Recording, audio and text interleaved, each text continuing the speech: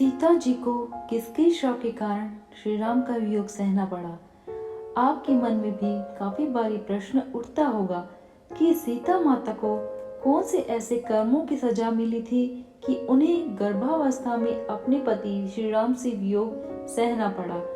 तो इसी वियोग के पीछे की कहानी कि सीता माता को क्यों अपने पति से वियोग सहना पड़ा, वो भी गर्भावस्था में, तो यह कहानी हम जानते हैं। सीता माता की यह कहानी दो तोतों की कहानी है, तो सुनते हैं सीता माता की वही कहानी। प्राचीन काल में मिथिला में शीर्षध्वज जनक नाम के प्रसिद्ध धर्मात्मा राजा राज करते थे।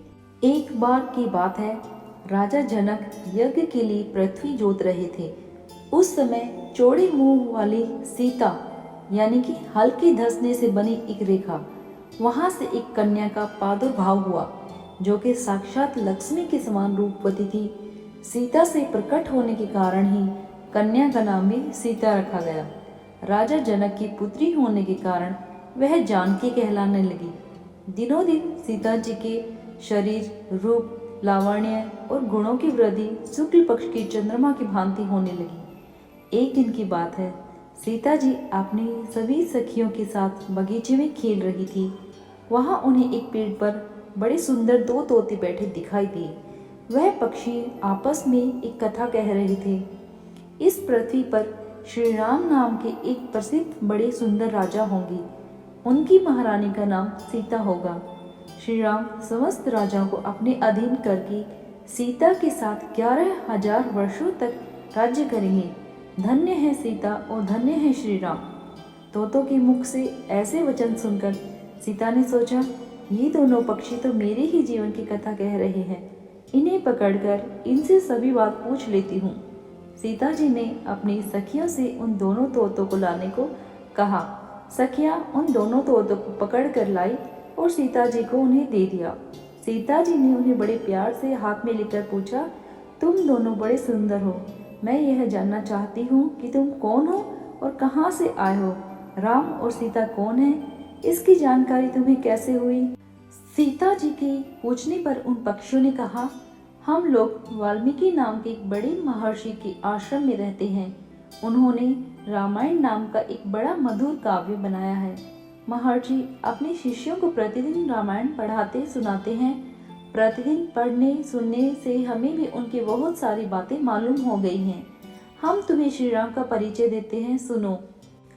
अयोध्या के महाराज दशरथ ऋष्यशृंग ऋषि को बुलाकर उनसे पुत्रष्टि यज्ञ करवाएंगे। उस यज्ञ के प्रभाव से भगवान विष्णु उनके यहाँ 4 शरीर धारण करके प्रकट होंगे। वे चारों भाई क्रमशः श्री राम, भरत, लक्ष्मण और शत्रुघ्न के नाम से प्रसिद्ध होंगे।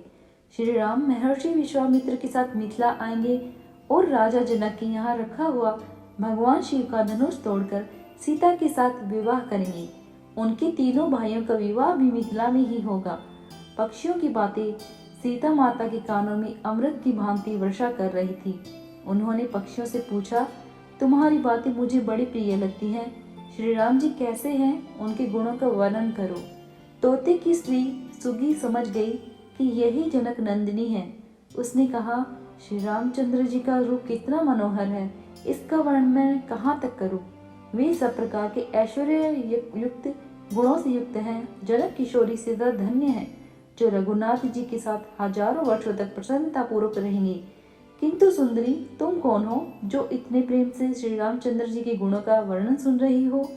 जानकी जी बोली, जिसे तुम जनक नंदिनी सीता कहती हो वह मैं ही हूँ। श्री राम ने मेरे मन को अभी से लुभा लिया है। जब श्री राम यहाँ आकर मुझे ग्रहण करेंगे तभी मैं तुम दोनों को छोड़ूंगी।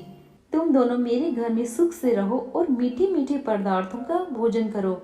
सीता माता को श्री रामचंद्र जी की रामायण में वर्णित सभी गुणों को सुनने से इतना आनंद आ रहा था और वे तोतों के मुख से इसे प्रतिदिन सुनना चाहती थी। तो उन्होंने यह जिद पकड़ ली कि वह दोनों तोतों को अर्थात तोते और उसकी पत्नी सुगी को अपने पास रखकर दोनों से ही प्रतिदिन श्री रामचंद्र जी के गुणों का बखान सुनेंगी। परंतु वन में रहने वाले पक्षी भला महलों में कहाँ रह पाते हैं।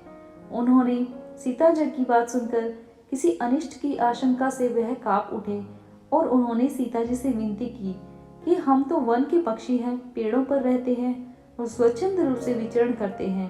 तुम्हारे घर में हमें वह सुख नहीं मिलेगा जो सुख हमें अपने पेड़ों पर, अपने घोंसलों में मिलता है। यह कहकर तोती ने सीता जी से उन्हें छोड़ने के लिए प्रार्थना की। तब तो सीता जी ने कहा कि तुम दोनों यहीं पर रहोगे, परंतु तोती कहती है कि मैं गर्भवती हूँ, अपने स्थान पर जाकर ही बच्चे को जन्म दूंगी, मुझे जाने दे, उसके बाद मैं फिर से तुम्हारे पास आ जाऊंगी। तोते ने भी यही विनती की, परंतु सीता जी उन दोनों तोतों को छोड़ने के लिए तैयार नहीं हुई। दोनों पक्षी बहुत गिड़गिड़ाए, पर तोती अपने पति का वियोग नहीं सहन कर पा रही थी। तब वह क्रोध में बोली कि मुझे इस अवस्था में पति से अलग कर रही है, अतः तुझे भी गर्भावस्था में अपने पति से अलग होना पड़ेगा। ऐसा कहकर राम राम का उच्चारण करते हुए सुग्गी ने अपने प्राण त्याग दिए। तभी आकाश से एक सुंदर विमान आया और वह दिव्य रूप धारण करके भगवान के धाम को चली गई। थोड़ी देर बाद पत्नी के वियोग में तोते ने भी प्राण त्याग दिए। इस प्रकार सीता जी के जीवन में आने वाले विरह दुख का बीज उसी समय पड़ गया था जब सीता जी ने उन दोनों तोतों और तोती को अलग किया था, और गर्भवती तोती के दम तोड़ने से उसका श्राप सीता जी को लगा कि जिस प्रकार गर्भवती तोती अपने पति से अलग हो गई है, उसी प्रकार गर्भावस्था में सीता जी को भी अपने पति का वियोग सहना पड़ेगा। इसी तरह से वैर भाव होने के कारण वही तोता अयोध्या में धोबी के रूप में प्रकट हुआ और उसके द्वारा लगाए गए लांछन के कारण सीता जी को वनवास का और श्री राम के विरह का दुख भोगना पड़ा। तो यही कहानी होती है कर्म की। जैसे कर्म हम करते हैं उसी का फल हमें अपने जीवन में मिलता ही है। तो इस कर्म के प्रभाव से तो स्वयं सीता माता भी अछूती नहीं रही हैं। तो कर्म करते समय हमें इन बातों का ध्यान रखना चाहिए कि हमारे मन कर्म वचन से किसी दूसरे को कोई पीड़ा ना पहुंचे। भगवान सभी का कल्याण करे। जय श्री राम।